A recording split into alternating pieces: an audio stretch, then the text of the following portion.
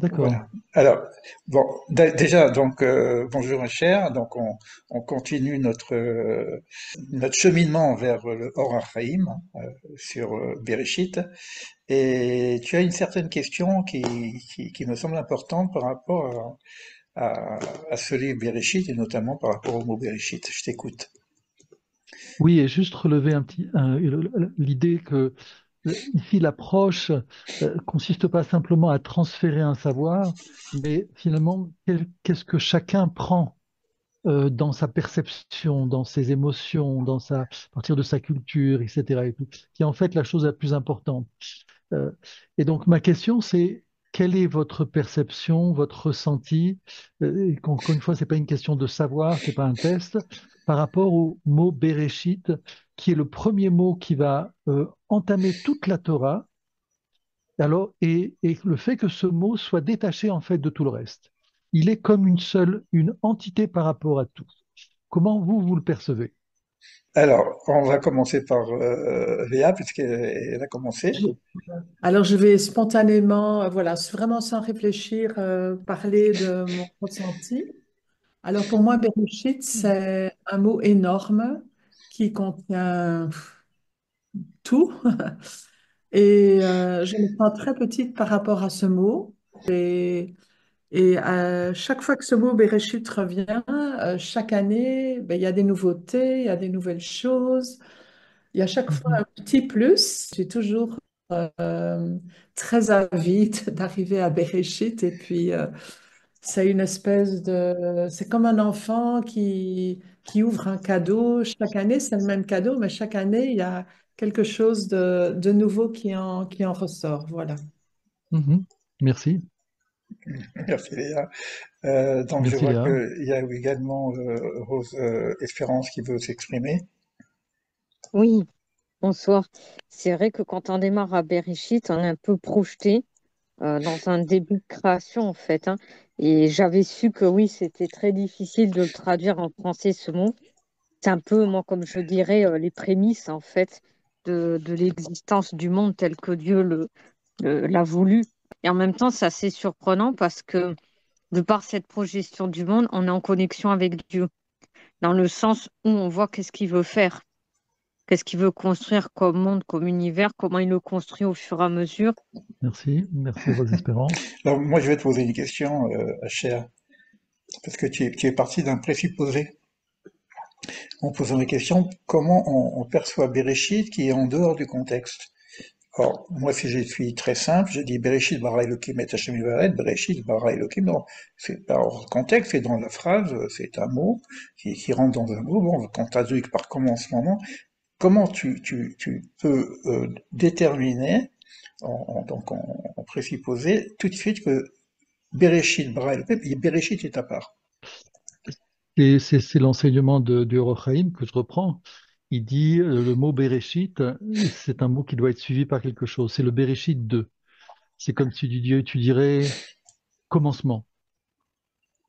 C'est brutal et qu'est-ce qui vient derrière? Donc, et on va voir que dans le mot Bereshit, il y a tout. C'est-à-dire qu'on va voir que dans le mot Bereshit, il y a ce qui est Réchit, il y a Israël, il y a la Torah, il y a vraiment tout dans le mot Bereshit.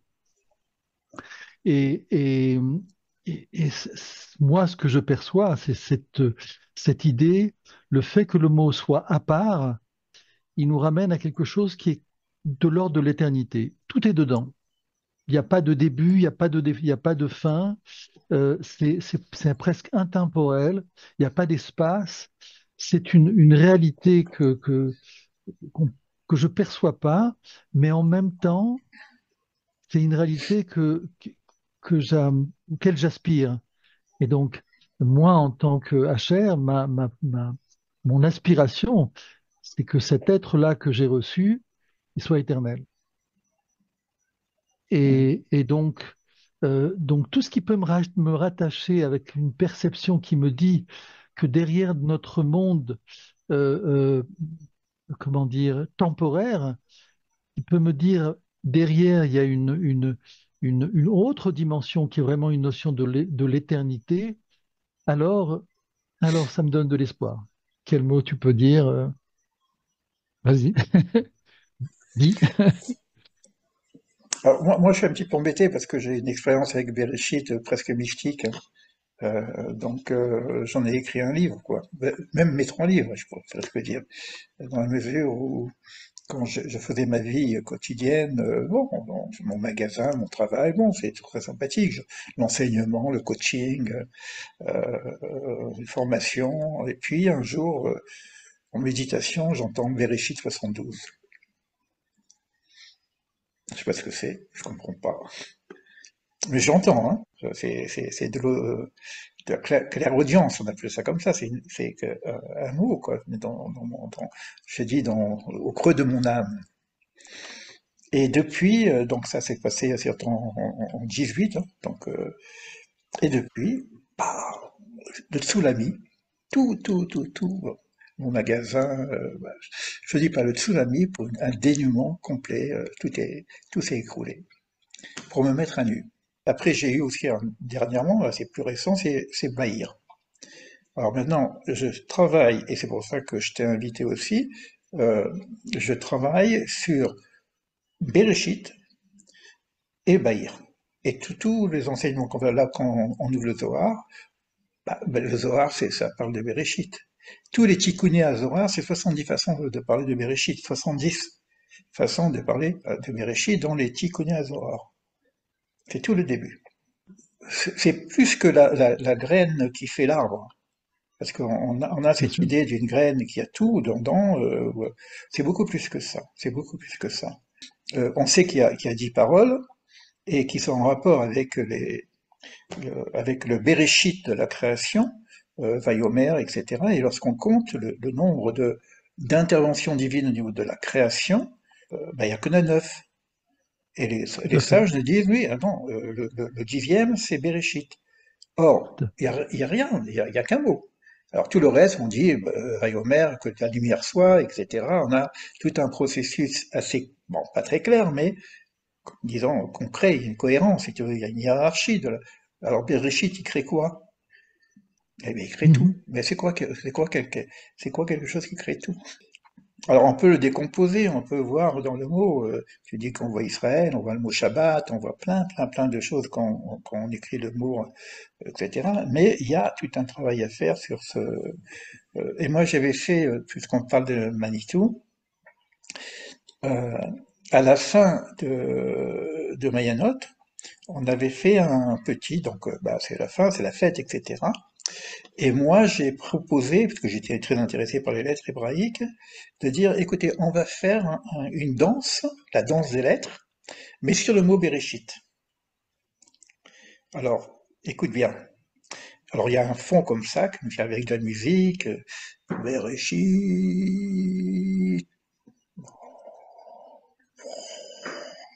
le vent et tout.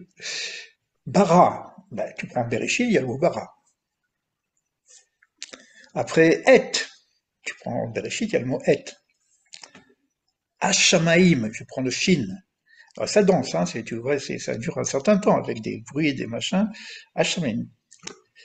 Ve'et, et, je retrouve. Haaretz.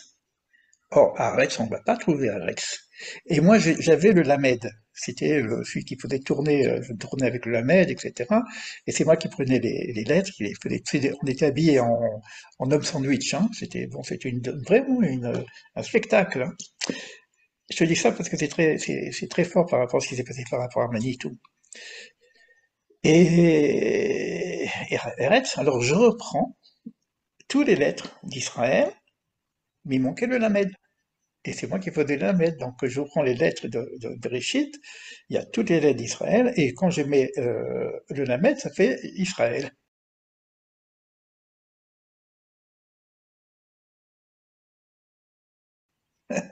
Je ne dis pas, Manitou, les yeux qu'il avait, il était, il devenait tout rouge. C'était extraordinaire, tu vois. Mais c'était une très très belle chose. Donc dans ce Bereshit, on va retrouver Bereshit bara Elohim et Hashemim ve'et haaretz. C'est-à-dire on va retrouver déjà la première phrase entièrement. Et on nous dit de Mhm. toute façon que dans ce mot-là, c'est pas qu'il y a que la première phrase, il y a tout le premier chapitre, il y a tout la paracha Bereshit, il y a toutes les 5 livres de la Torah. Bon, voilà, c'est ça Bereshit. Voilà pour ta Et que question. et que l'on retrouve aussi au niveau de la science avec cette incertitude qui est dans la notion du Big Bang. Aussi, oui, C'est-à-dire c'est vrai, vouloir bien sûr. dire qu'il y a tout d'un coup quelque chose, mais on ne sait pas d'où ça vient. Aussi, mais là, la dernière fois dans notre cours, on s'était arrêté sur les quatre mondes, hein, tu te rappelles? Donc, on le reprendra quand on le verra sur Or HaChaim. Le Big Bang fait partie de la création. Et c'est déjà le monde matériel qui se manifeste. D'accord? Donc on est, euh, quand je dis de la création, je veux dire même pas de notre monde. C'est notre monde, les étoiles, etc. On y est dedans. On est donc presque dans le monde de la matérialisation. Mais le mot bara, il n'y a pas de matérialisation. Tout à Donc fait, ça veut dire c'est bien avant le Big Bang. tout à fait. Et Bien très avant le bien, Big Bang. Hein. juste, très Donc juste, tout à fait. Bereshit, c'est avant le Big Bang. Et même Mhm, avant Big Bang, il y a autre chose. Il y a encore il y a la Yetzira, il y a et la Beria, quoi. tout Donc à fait. et c'est pour ça que j'avais fait un cours sur ça, qui est quand même assez important, pour montrer que tout ce qui est décrit dans Bereshit, c'est-à-dire dans les 6 jours de la création, ça n'a rien à voir avec nous. Quand on parle de Mhm, l'homme, c'est pas nous. Quand on parle des animaux, des arbres, le troisième jour, on crée un arbre, mais il n'y a pas encore de planète.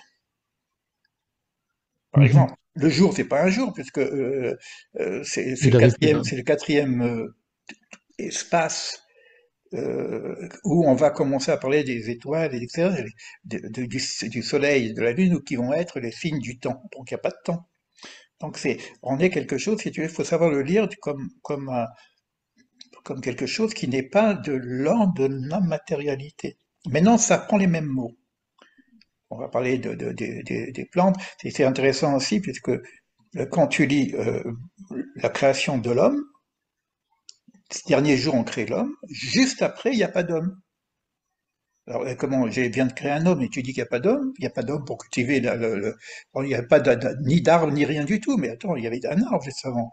Donc on a un plan qui est le plan de la création, qui n'a rien à voir avec la réalité, et après on va reconstruire l'humain, c'est-à-dire on va créer, Yetzer Adam, et on est dans le Yetzera.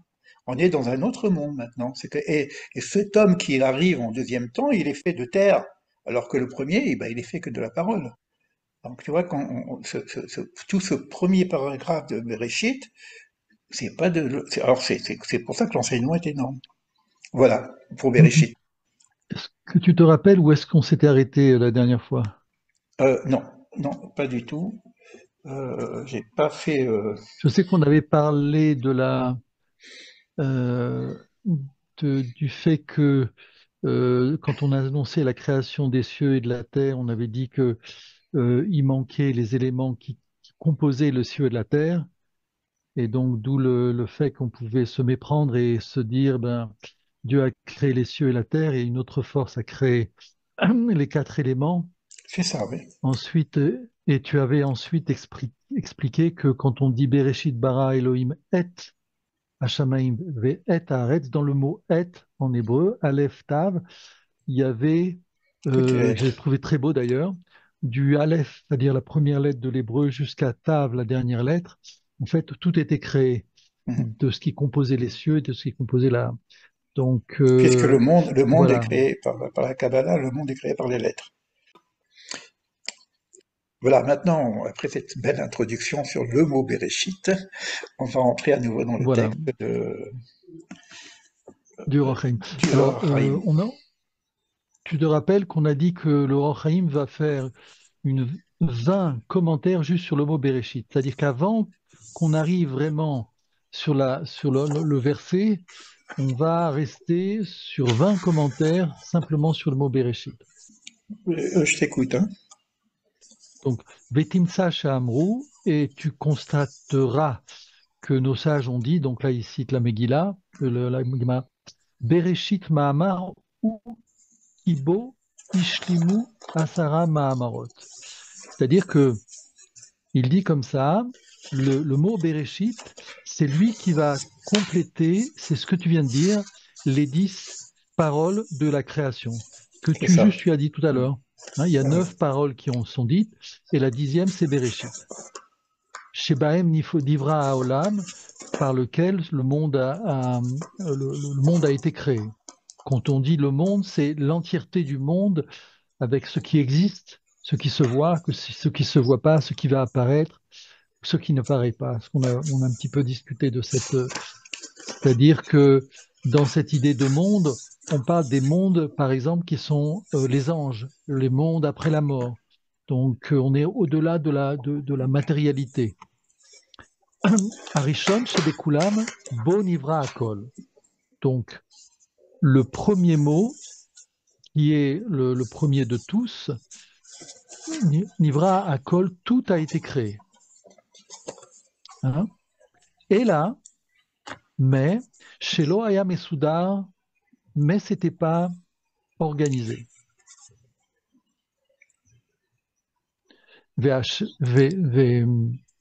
והשם כל הבריות בנמצא, אבל חסכו הסדר וסדרן הקדוש ברוך הוא דבר יום ביומו. C'est-à-dire que donc c'est la première de toutes les paroles, et comme on a vu, euh, donc tout était en chaos, tout était dans la confusion, et ce que fait Akadosh Baruch Hu, eh ben, il agence le monde.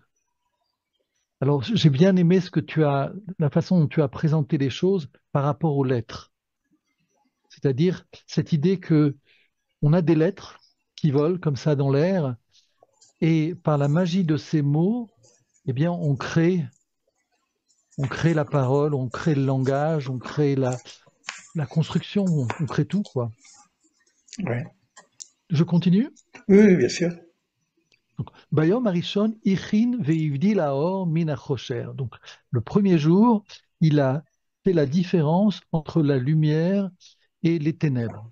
On va voir que quand il parle ici de la lumière des ténèbres, dans notre perception, cette chose-là n'existe pas. On parle d'autre chose. Min hachosher, ve'kana hachosher, Mekomo ve'ahor Mekomo. Et donc ensuite, il a établi chaque chose à sa place. La lumière à sa place, les ténèbres à leur place. Bon, moi, par rapport à ce que j'ai appris sur le Bahir principalement, hein, Oui, le Bahir, c'est un livre très, très, très obscur, très fermé en même temps. Et il y a une notion par rapport à ce chaos. Alors, d'abord, faut connaître un petit peu des éléments de Kabbalah, sinon c'est très compliqué, parce que tout est hermétique là-dessus. Hein. Donc, c'est en rapport avec ce qu'on appelle la Shfirat HaKelim, la brisure des vases. D'accord? Je sais pas si tu connais un petit peu.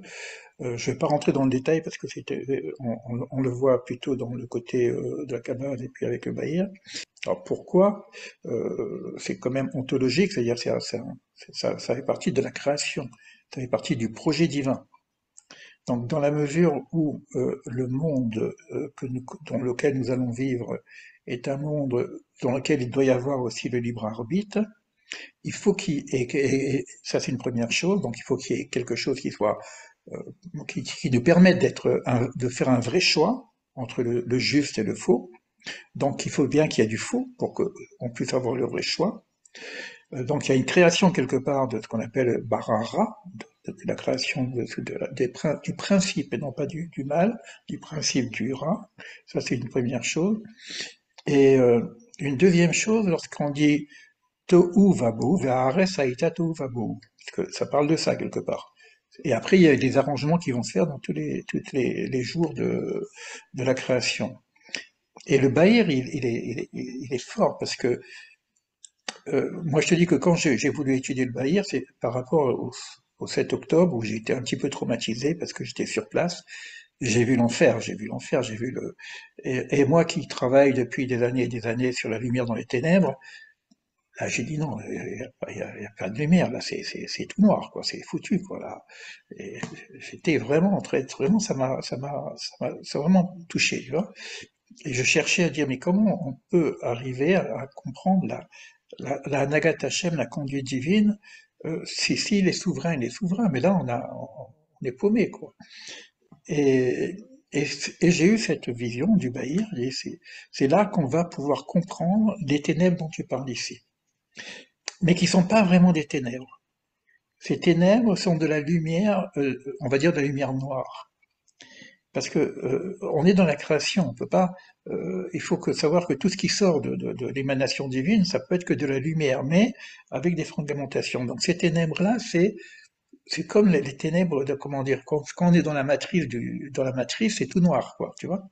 Et on nous dit que la lumière est cachée dans les shorakim.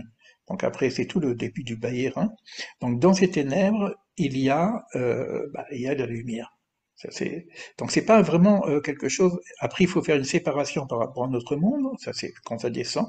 Et dans Tohu Vabohu, la lecture de Tohu Vabohu, Tohu, ok, le grand chaos, Bohu, Bohu, il est dedans. Le Hu, qui est la partie divine obscure, inconnue, inaccessible, ou, il y a plusieurs façons de parler de, on dit Ata, mais on dit Fra ou, tu vois. Et le ou, c'est la partie très très loin, quoi, qu'on ne peut pas saisir. Beau ou, il est dedans. C'est-à-dire que soit on lit d'une façon dualiste, et on voit toutes les divisions qui vont se faire après, soit on voit que dès le départ, il ne faut pas lâcher cette unité, parce que sinon on reste dans une approche totalement dualiste de la création. Et c'est dans ces premiers versets, et dans Bereshit évidemment, et dans ce Bohu qu'il va y avoir euh, la relation entre le Tohu et le Bohu. Et de la même façon, il faut faire la relation entre les lumières et les ténèbres, tels qu'ils sont écrits, et après il faut comprendre pourquoi la nécessité de la séparation, parce que la création qui est de l'ordre du bête, elle est nécessairement en dualité, sinon ça marche pas, masculin-féminin. Donc on va relire après ces choses-là sous une forme masculin-féminin. Et c'est pour ça que ça commencera par un bête, un deux. Voilà ce que je peux rajouter, parce que pour les personnes aussi qui me suivent étudient en même temps le Bahir, pour faire le lien avec le Bahir. Le lien. Bah, c'est bien parce que ça se complète un petit peu avec ce que va dire le Or HaChaim. Le Or HaChaim va être beaucoup plus concret. C'est-à-dire, on a expliqué que le Or HaChaim, c'était comme comment dire, un mouvement qui part du bas vers le haut. Donc, il commence toujours des fois par le littéral, et petit à petit, il monte dans les mondes. Ah, Et c'est tu vas voir intéressant. comment, justement, il va rendre cette idée-là au niveau du concret. Et il dit, D'accord. comme ça, Aed Aneeman, les Pérouchénou Zé, chez Amar Akatou. Il dit, la justesse de notre interprétation, donc qui vient résumer ce qu'on est en train de dire, et qui va dire, pourquoi ce monde? De quoi on parle? En vue de quoi ce monde? Ce que un peu disait Espérance, j'ai oublié son Rose prénom, Espérance, oui. euh, Rose Espérance, euh, quelle est la finalité de ce monde? Et ce que va dire justement Rachel, Ki bo Shabbat mikol melarto. Il va citer un verset qui vient plus loin dans Bereshit, qui dit comme ça, Ki bo Shabbat mikol melarto, asher bara Elohim la asot. Il dit comme ça, et le septième jour, euh, euh, il achève le processus de la création, euh, bara Elohim, afin de faire, il a créé afin de faire, la asot, chez En Mashmaout Lirtov ou Bemash, dans lequel le verset il dit qu'il n'y a pas de raison de dire le mot la asot, parce que la asot c'est faire en hébreu. Mm. Et pourquoi il dit il met en évidence la particularité du mot laasot? Je répète la phrase. Ki bo Shabbat miko melarto, car le Shabbat, il s'est abstenu de toute comment dire, euh, De, toute, melarto, d'œuvre, de son œuvre, oui. Asher bara Elohim, qu'il a créé laasot afin de faire. Et il dit comme ça, donc cette idée qu'on va voir, c'est le monde a été créé afin qu'il soit fait. Et derrière cette notion qu'il soit fait, c'est toute justement cette notion qu'il y a derrière le libre arbitre. C'est-à-dire qu'il crée le monde afin qu'il soit parfait. Non, parfaire, Oui, que l'homme le parfaire. que l'homme puisse le parfaire. Que l'homme C'est-à-dire que, puisse le parfaire. Exactement. C'est-à-dire qu'il y a tout le processus de la création qu'on va voir avec tous les mondes dont tu as parlé, et des aspects justement mystiques qu'il y a derrière. Et derrière toute cette création, elle est en vue de faire, et ce faire-là, c'est là où il y a justement le travail de l'homme. oui, C'est-à-dire le monde, il a été donné, on a déjà ici un petit aperçu de ce qu'on va nous dire. Le monde, il a été créé de manière imparfaite pour donner à l'homme le mérite de le parfaire.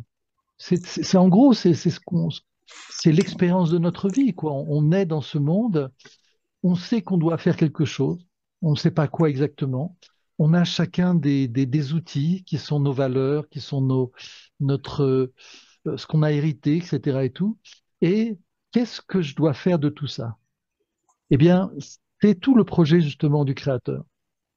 De, derrière cette création qui contient des choses dont tu as un petit peu évoqué, dont on ne sait pas tout ce qu'il y a derrière le mot, derrière l'idée de création. Au bout du compte, cette idée de création, elle débouche sur cette idée de faire. Et cette idée de faire, elle apparaît à la fin du sixième jour. C'est-à-dire que le créateur, Akadosh Baruch Hu, intervient pendant les 6 premiers jours, l'homme n'existe pas. Dès que l'homme existe, on rentre dans le 7e jour.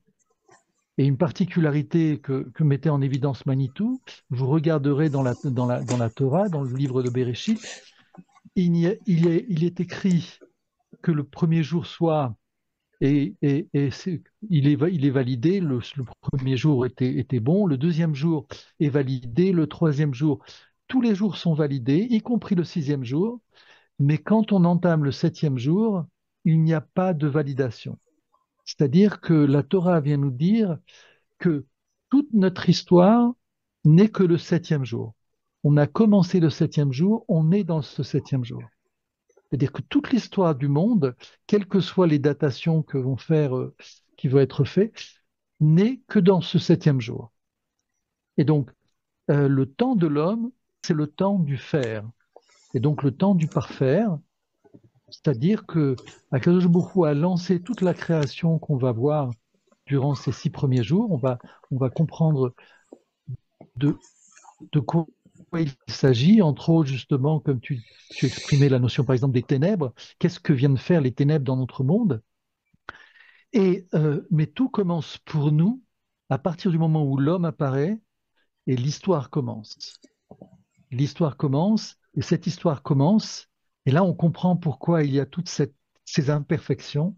Cette histoire commence avec l'homme parce qu'il doit parfaire ce monde, qui est à la fois son mérite et en même temps son, son gain, oui, oui. son objectif, je ne sais pas Son comment on peut salaire. dire, son salaire. Oui, oui, Ramchal, il parle de, bon, c'est-à-dire que il y a une notion pourquoi on va reprendre un petit peu le Ramchal qui explique les mêmes choses, pourquoi le monde n'est pas fini, c'est que Manitou dit le mérite d'être. D'accord? C'est-à-dire qu'il faut qu'on mérite Exactement. il faut qu'on mérite notre propre être. C'est-à-dire notre propre réalité, notre propre existence, il faut la mériter. Donc, pour la mériter, j'ai un travail à faire. Et ça va. Donc, il y a cette notion de mérite. Et donc, le salaire, c'est quoi? C'est que finalement, je suis fait. Je me suis construit. Mhm. Alors, moi, j'aime bien cette expression comme ça. J'aime à dire que l'imparfait est plus que parfait. Juste pourquoi l'imparfait est plus que parfait? Parce que la perfection, d'abord, c'est figé. Et l'imparfait, ça nous permet d'avoir un certain travail pour mériter d'être. Ça, c'est Tout à encore du fait. Manitou, tu vois, c'était des expériences de Manitou. Par contre, il faut voir là, donc, ce qui est intéressant, puisqu'on en a déjà un petit peu parlé, on voit bien que déjà, il y a un verbe qui s'appelle Beria, Bereshit, bara, donc un verbe Tout à dans fait. le monde Bara de et la la Hassot. création, et un autre verbe qui est la hasot. Et le hasot, c'est, quand on dit, mais ça veut dire que je rentre dans le monde de l'action. Donc on a déjà Exactement. Et je te fais remarquer que dès le départ, alors qu'on n'est pas encore arrivé à ce verset, et donc le commentaire sur, dès le départ, le Or Haïm nous met en évidence cette chose-là. c'est intéressant. C'est-à-dire que dès le départ, il fait la différence entre la notion de créer et la notion de faire la Hassot. Hmm. C'est intéressant qu'il en parle tout de suite au départ, parce que Tout de suite, exactement. ça donne tout de suite Il donne tout de suite, le cachet de il la donne tout de suite, situation. Hmm. voilà, il donne tout de suite la perspective. Dans quelle perspective on se trouve?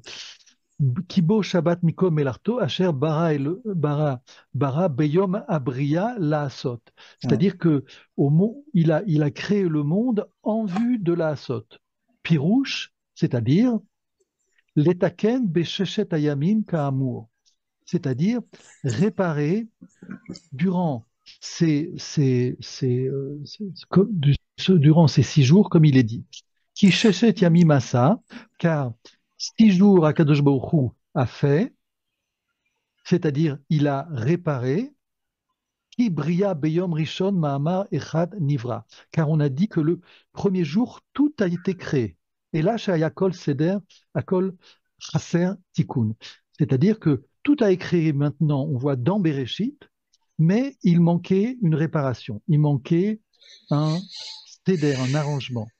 Et durant ces 6 premiers jours, le créateur, Akadosh Baruch Hu, s'est occupé à faire cet arrangement. On va voir de quel arrangement il s'agit. Et à la fin de ce 6e jour, il nous remet le cadeau entre les mains et il nous dit maintenant, moi j'ai fait le travail principal, il reste juste une toute petite chose et c'est là-dessus qu'on se bat et que le monde se débat, on va dire comme ça, pendant ces 6 000 ans. C'est-à-dire que nous, le judaïsme, la Torah, nous explique que ce jour qui est le 7e jour, qui ne s'est pas terminé, eh bien, constitue au niveau de l'homme, le temps au niveau de l'homme, c'est 6 000 ans. Notre perspective du temps et de notre histoire commence à la fin de ce 6e jour, comme tu l'as dit, l'apparition de l'homme. Oui, parce que les mots jours ne sont pas des jours, déjà, c'est important c'est pas les jours solaires, puisque le solaire, il est le quatrième principe, donc c'est important. Par contre, tu as dit quelque chose là qui m'interpelle un petit peu, le tikkun des 6 jours. Alors ça me ramène un petit peu aux enseignements de Manitou, qu'on fait quand même un peu un lien avec les enseignements de Manitou. Il dit que quand on regarde les 6 jours, il y a un décalage entre ce que demande Dieu et ce qui apparaît. Et je prends l'exemple le plus connu, parce que c'est très visible, que le 3e jour, qu'il y ait un arbre fruit faisant des fruits. Et qu'est-ce qu'on a? Un arbre qui fait des fruits. Mais l'arbre n'est pas fruit. Donc il y a déjà une forme de... Et ça, on va le voir dans toute la création, même jusqu'à l'homme. Il y a une forme de décalage, Oui. et Maïs parle de la différence entre le monde de vérité et le monde de réalité, qu'on va arriver.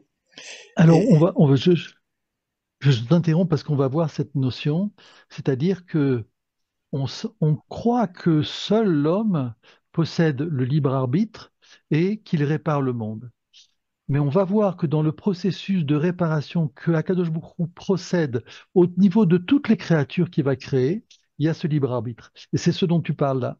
C'est-à-dire que cette idée que Akadosh Baruch Hu demande aux plantes un certain, comment dire, un certain résultat, et il laisse la plante réaliser ce qu'il y a en elle. Et donc, on va voir qu'au niveau de la plante, il y a comment dire, bon, ça va être discuté par le Roch Haïm, mais il y a une sorte de ratage, je ne sais pas comment on peut dire, c'est-à-dire que le de décalage. décalage, exactement. C'est-à-dire que Akadosh Baruch Hu demande à la plante un certain résultat. Et on voit que la plante, quand elle va s'exécuter dans son libre arbitre de réparation des 6 jours, elle va, elle va agencer de manière qui vient de son propre libre arbitre. C'est-à-dire Oui, que oui, c'est intéressant. c'est une notion importante qui vient remettre en question et abattre complètement le principe du darwinisme, qui voudrait que le monde se déroule et s'enchaîne au fur et à mesure de manière un peu arbitraire, et le plus fort domine, le plus fort prend le jour et développe comme ça toute la créature et le monde. Ce que vient nous dire ici le Or Haïm, et ce que en ramenant l'enseignement de Manitou, c'est que non, Akadosh Baruch Hu, à chaque fois, fait apparaître une créature qui a aussi le même libre arbitre que l'homme. Alors, puisqu'on parle des termes, et pour que les personnes qui écoutent et qui écouteront aussi le replay, euh, on voit qu'à la fin de chaque jour, c'est très très profond, hein, ce mot jour, qui est en rapport avec les eaux, etc., dont on en parle dans le Bahir, hein, de toute façon. Ça se termine par Vaïchen, et il en fut ainsi. Alors, on comprend pas. Et Manitou, il dit non, non, il faut pas dire Vaïchen, il en fut ainsi, c'est qu'il en fut quasi ainsi, c'est quasi bon, quoi. Et pourquoi c'est quasi bon? Pourquoi c'est bon? Parce que c'est perfectible. C'est ça le truc. Et là, on retrouve la notion d'avoir un certain travail de tikkun, de mise en place, de réarrangement, et puis en faire compte de pouvoir parfaire le monde.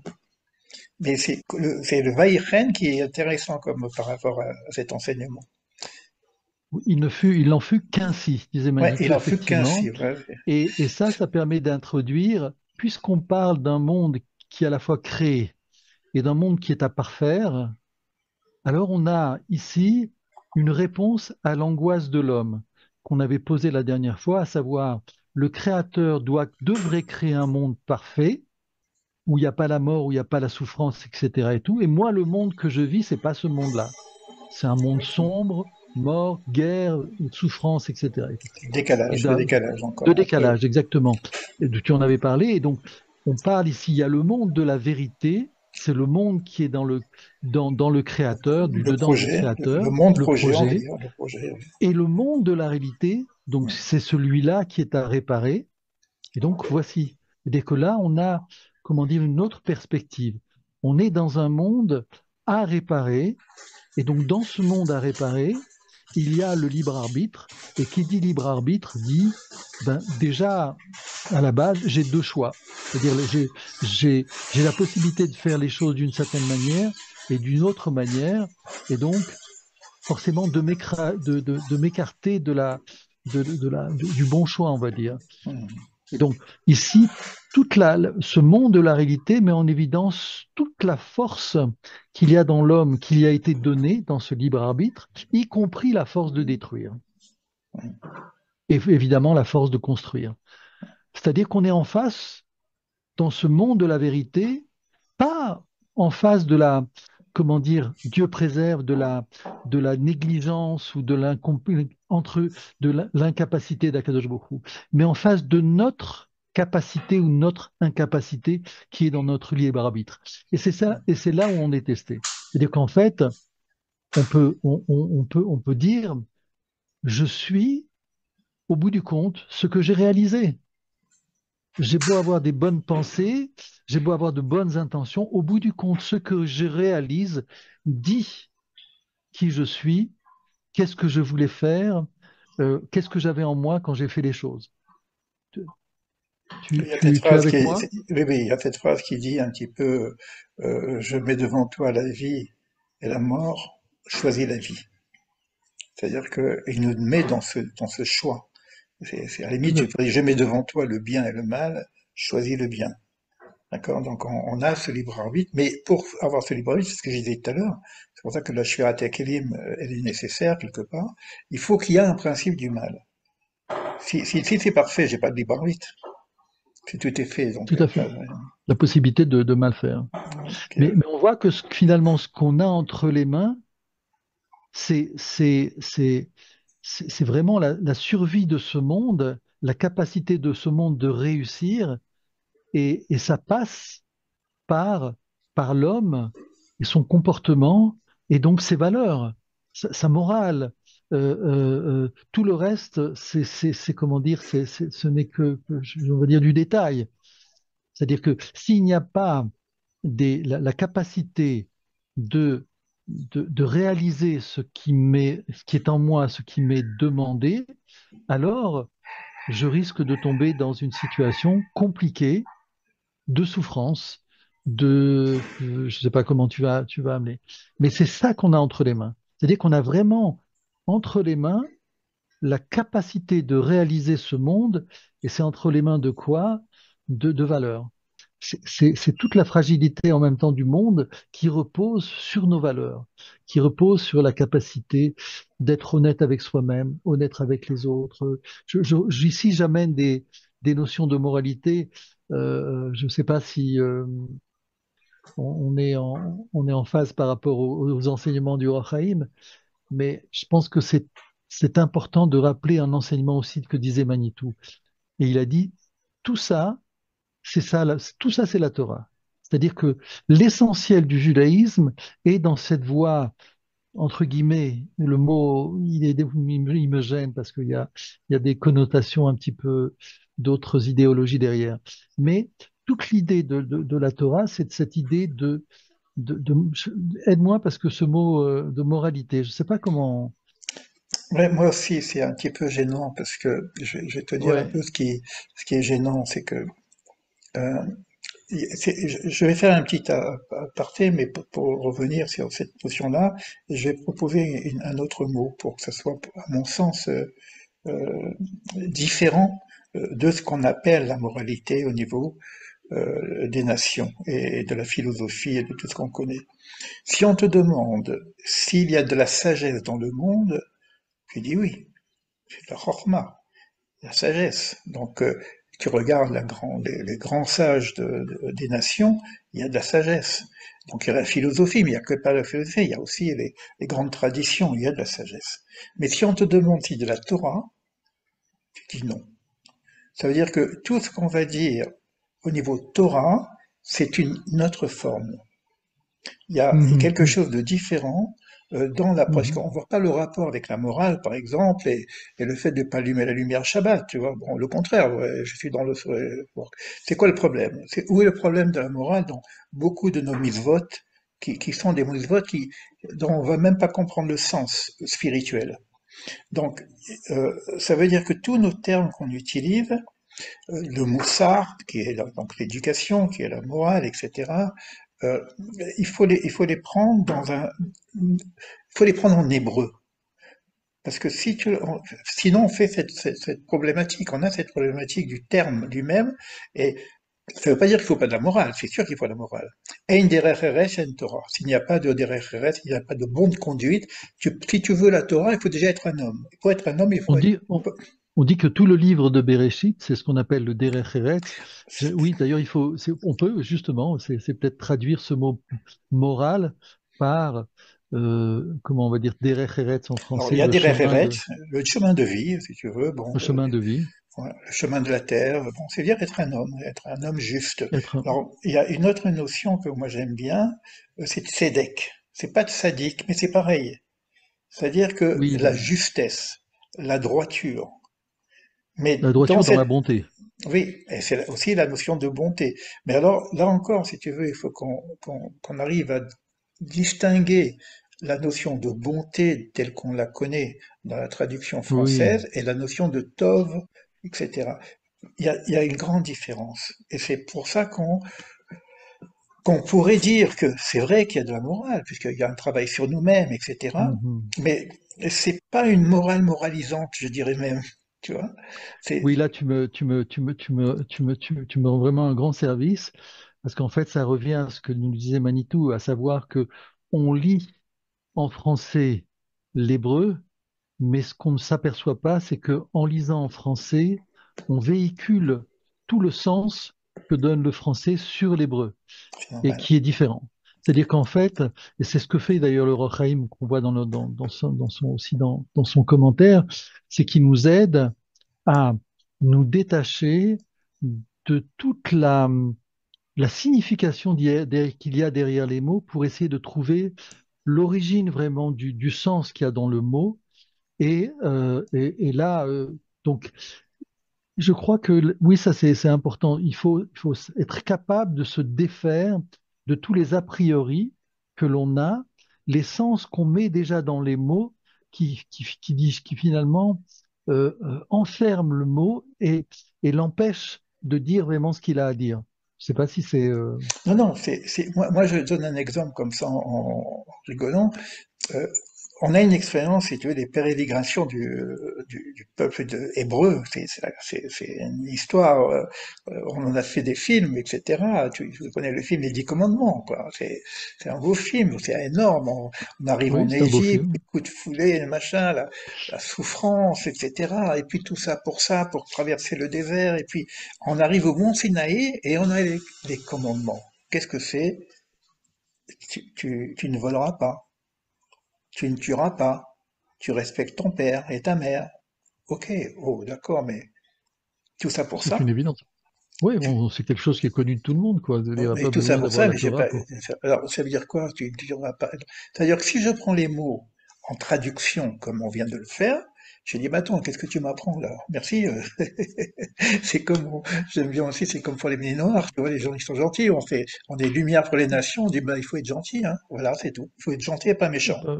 Oui, il n'y a pas besoin, il y a pas besoin de Donc, d'écrire d'une Torah pour... Tout à donc ça fait. veut dire que le texte lui-même, si je le lis, si je le lis en hébreu, la traduction, ok, mais ça veut dire qu'il y a autre chose derrière.